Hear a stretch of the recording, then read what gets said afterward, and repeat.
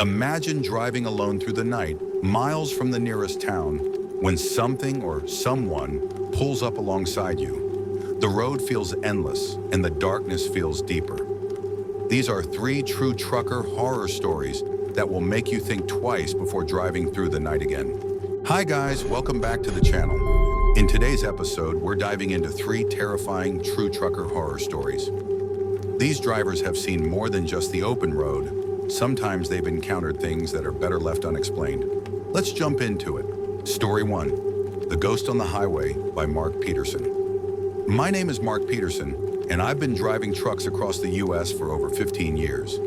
I've done long hauls coast to coast, spent months on the road, and have had more sleepless nights than I can count. People who don't drive for a living think the scariest part of this job is falling asleep at the wheel or skidding on ice. But it's not. Not for me. Not after what I saw one night on a stretch of highway in northern New Mexico. A place that, to this day, I refuse to drive through unless it's broad daylight. Because what I saw out there, it wasn't human, and I'm not sure it ever was.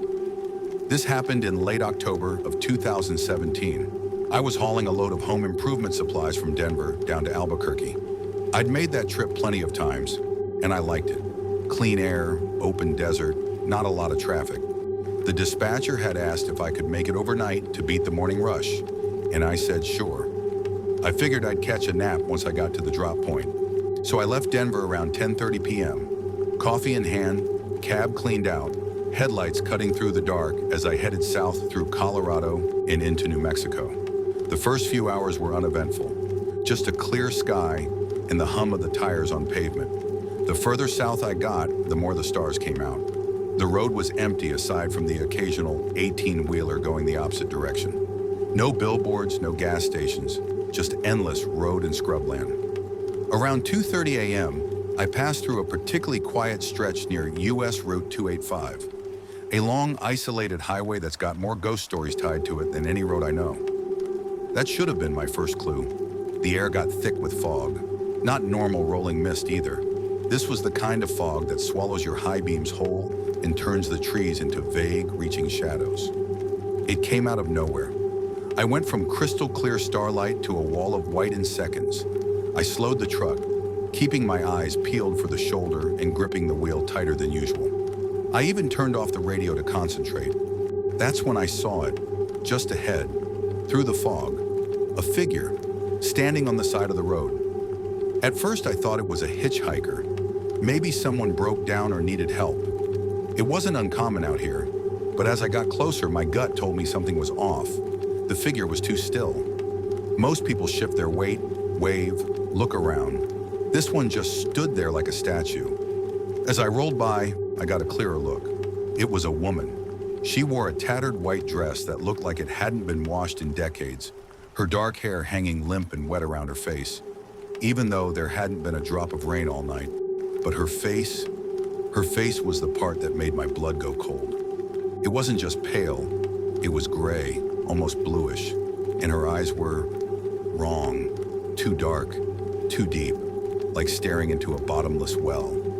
She looked right at me as I passed, her mouth slightly open like she wanted to speak, but no sound came out. I felt the temperature in the cab drop by at least 10 degrees in that instant. No explanation, just cold. I drove past her as fast as I could without skidding in the fog. I looked into my side mirror, and my heart nearly stopped. She was gone. She hadn't moved. She hadn't walked away. She had vanished. There were no woods nearby, no ditches she could have ducked into. It was just open desert. One second she was there, the next she wasn't. I kept driving, my heart pounding. I turned the radio back on, hoping it would calm me down. Static. That was weird too. I'd been getting stations just fine the whole trip, but now all I got was this low, garbled static that didn't clear up no matter how much I adjusted the dial. I turned it off again. A few minutes later, the fog started to clear. I breathed a little easier and tried to convince myself I'd just been tired, that my eyes were playing tricks on me. But then, maybe 10 miles down the road, I saw something that made my stomach turn. It was her again. Same woman. Same white dress, standing on the shoulder, facing the road. I slammed on the brakes. There was no way she could have gotten ahead of me. I hadn't passed any cars.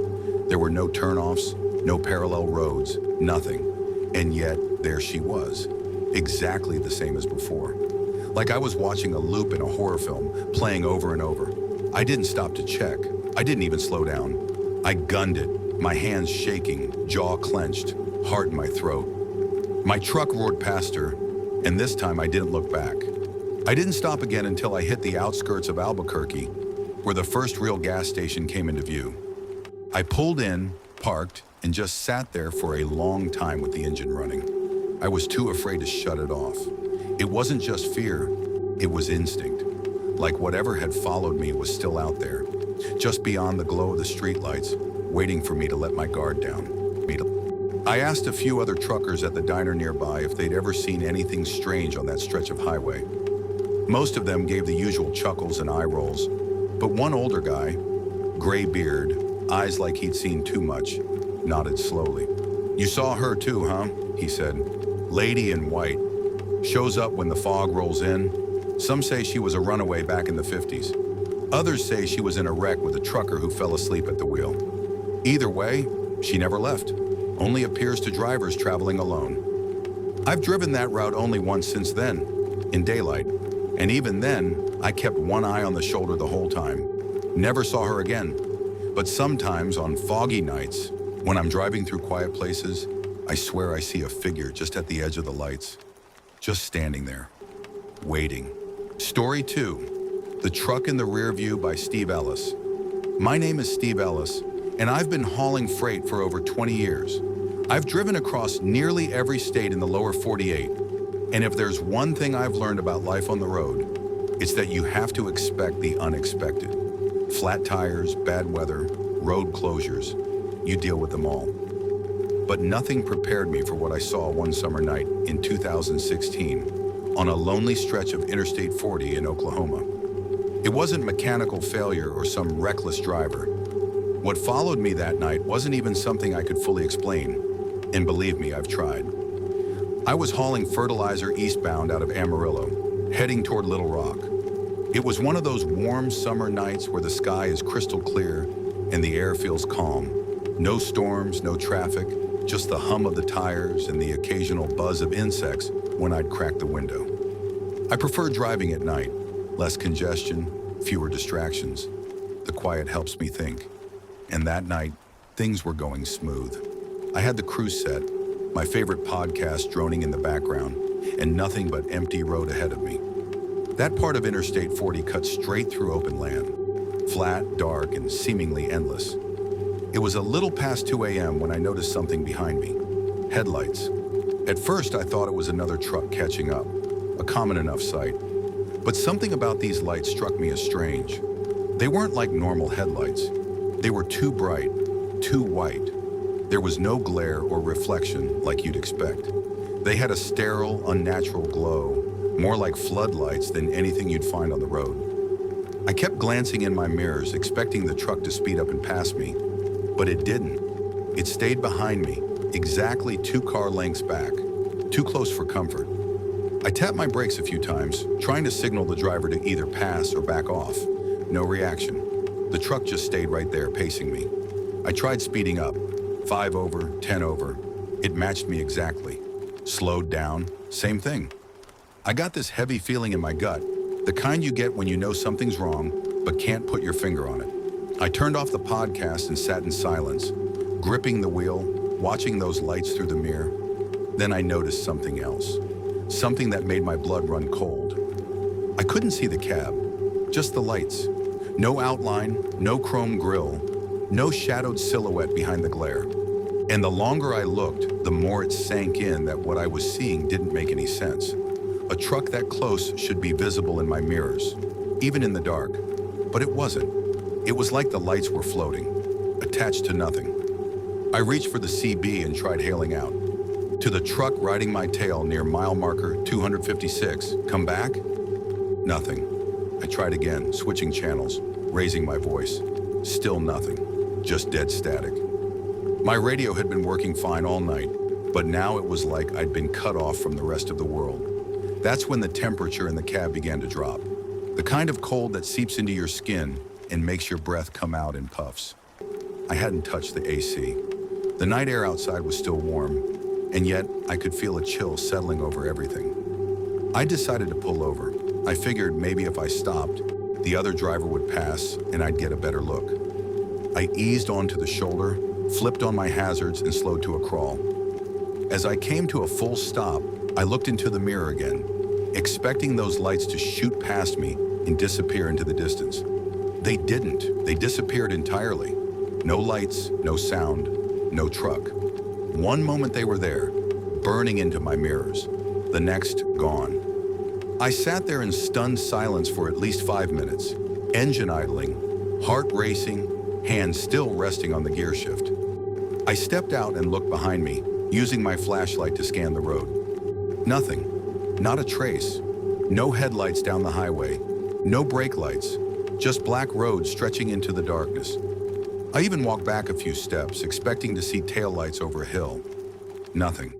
I felt exposed, vulnerable.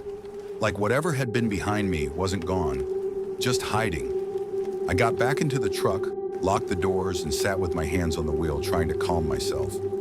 I told myself it could have been a weird angle, maybe a reflection. Maybe I was overtired, but deep down, I didn't believe that. I've driven hundreds of thousands of miles. I know what headlights look like. I know what other trucks sound like. And I know when something doesn't belong. I pulled back onto the road, watching my mirrors like a hawk. I didn't see the lights again for a while, maybe 30, 40 minutes later. But when I did, they weren't behind me. They were ahead.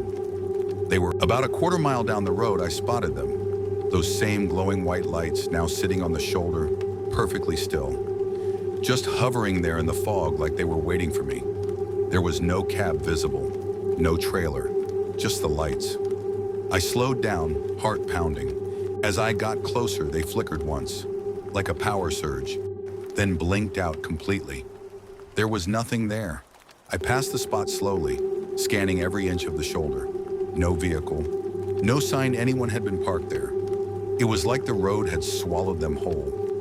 I didn't stop again until I reached a well-lit truck stop with other rigs parked in every space. I pulled into the farthest one I could find, turned off the engine, and just sat there in the dark. My body tense, eyes darting to the mirrors. I didn't sleep that night. I just waited for the sun to come up, the light to chase away whatever had followed me through that stretch of highway. To this day, I still take long hauls. I still drive overnight. But I don't trust the road the same way anymore. Because sometimes when I glance in the mirror and see headlights coming up behind me, a shiver runs through me. A chill that has nothing to do with weather or wind. And every time I think, maybe it's back. Maybe it never left.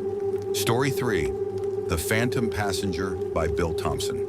My name is Bill Thompson, and I've been driving trucks for over 35 years. That kind of time on the road gives you stories. Some funny, some strange, and a few that are just plain unexplainable. I've been in whiteouts in Colorado, tornadoes in Texas, and once I saw a guy dancing naked on the side of a Mississippi highway at 3 in the morning. But none of that compares to what I experienced in 2014 on a remote stretch of northern Montana highway. That night, I saw something I still can't put into words properly, and to this day, I won't drive that road after sunset. I was hauling a load of building materials from Spokane, Washington, to a distribution center near Great Falls. It was a quiet job, straightforward. No time crunch, no sketchy cargo, just drywall and insulation. I'd made this run dozens of times. You head east out of Spokane, cut up through the Panhandle, then drift into Montana through Highway 2. It's long, flat, and in places so empty, you could drive for an hour without seeing another soul. That's both the beauty and the danger of it. On a clear day, it feels like freedom. On a dark night, it feels like you're the last person on Earth. It was already late when I left the truck stop just outside Kalispell. I'd grabbed coffee, fueled up, and decided to push through the last leg of the journey. It was about 9:30 p.m. Not too late, but the sun had already set and the highway was black. I had the road to myself, and the weather was fine. Stars were out, the wind was calm. Nothing seemed out of the ordinary. About an hour in, I started to get that creeping fatigue that hits all truckers when your mind starts to drift. I turned off the radio, rolled down the window, and let the cool night air slap me awake. It helped a little. I focused on the road and just kept driving. Then, out of the corner of my eye, I caught something strange. Movement in the cab. It was just a flicker at first, a quick shadow in my peripheral vision. I thought maybe I imagined it, or maybe something outside reflected off the glass. But then I saw it again. This time, clearer. It looked like someone was sitting in the passenger seat. I don't remember when I picked up a passenger, because I didn't. I looked over. The seat was empty. I shook my head, rubbed my eyes, and laughed to myself. "Get it together, Bill," I muttered. "You're just tired." But even as I said it, I felt it. That sensation you can't explain. Like when someone walks into a room and you feel their presence before you see them. The hairs on the back of my neck rose and the cab suddenly felt colder. The kind of cold that doesn't come from outside. The kind that seeps in from somewhere else. I gripped the wheel tighter and tried to shake the unease. I kept telling myself it was just the long hours. The quiet, the isolation. All of that messes with your head. But as I glanced into the side mirror to change lanes around a slow-moving RV, I saw it again. A face in the passenger side mirror, but not mine. It was pale, too pale. Eyes sunken, mouth partially open, like it was gasping for air. The moment I turned my head, it was gone. Just the seat again. At this point, my heart was hammering in my chest. I turned on every light in the cab, blasted the AC, and even flipped the radio back on to drown out the silence. I refused to pull over. I didn't want to stop in the middle of nowhere. Something deep in my gut told me that stopping would make things worse. I drove like that for another hour, tense, alert, scanning every mirror, every shadow, and then it escalated. The radio, which had been playing an old country track, suddenly fizzled into static. Loud, garbled static. I reached out to change the station. Thought maybe I'd hit a dead zone. But instead of jumping to another frequency, the static deepened. And I swear to God, I started to hear something in it. A whisper, a voice layered into the static like it was trying to say something, but couldn't break through. I leaned in closer, listening. Stupid, I know. And just as I did, something cold brushed against the side of my neck. It felt like fingers. I slammed the brakes. The truck jerked hard and I skidded to a stop on the shoulder, my hands shaking so bad I could barely shift into park. I sat there for a full minute, eyes wide, staring at the passenger seat. Still empty, but the seatbelt was extended across it, as if someone had buckled themselves in. I hadn't touched it. It had been retracted earlier. I was sure of it. Slowly, carefully, I reached over and unlatched the belt. It snapped back into place with a soft hiss, but the chill didn't go away. The cab still felt occupied, like there was someone sitting right beside me, just out of reach. I started driving again, slower this time, counting the miles to the next truck stop like my life depended on it. I didn't dare look in the mirrors anymore. I kept my eyes on the road and tried not to think. But even then, I felt the weight of something watching me. Not aggressive, not threatening, just present. Like it didn't want to hurt me, just wanted to ride along. When I finally reached the rest area near Havre, I pulled in fast and parked under the brightest set of floodlights I could find.